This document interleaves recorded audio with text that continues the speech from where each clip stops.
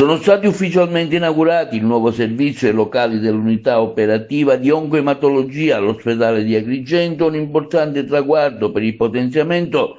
dell'offerta sanitaria del territorio per il miglioramento della presa in carico dei pazienti affetti da patologie oncoematologiche. Alla cerimonia hanno preso parte il direttore generale dell'ASP Giuseppe Capodieci, il direttore sanitario di presidio Vincenzo Asaro, insieme a numerosi professionisti sanitari e volontari. La guida della nuova unità operativa semplice e dipartimentale è affidata alla dottoressa Rosalba Indorato. L'attivazione dell'unità operativa di oncoematologia rappresenta un passo significativo per il territorio agrigentino, consentendo ai pazienti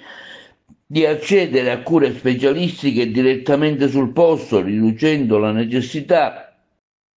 di spostarsi verso altre strutture, garantendo un'assistenza tempestiva e continuativa. L'oncoematologia di Agrigento è la branca della medicina che si occupa delle malattie del tumore del sangue e del sistema linfatico, comprendendo le diagnosi, la cura e il monitoraggio di patologie complessi come le leucemie, linfomi, i mielomi.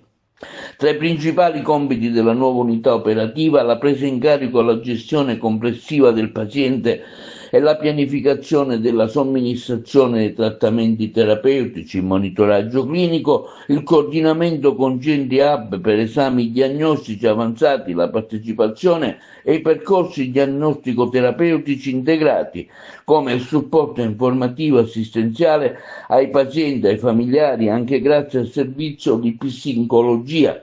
La nuova struttura si configura come un punto di riferimento fondamentale per la rete oncologica della provincia di Agrigento, favorendo un approccio multidisciplinare integrato nella gestione delle patologie ematologiche.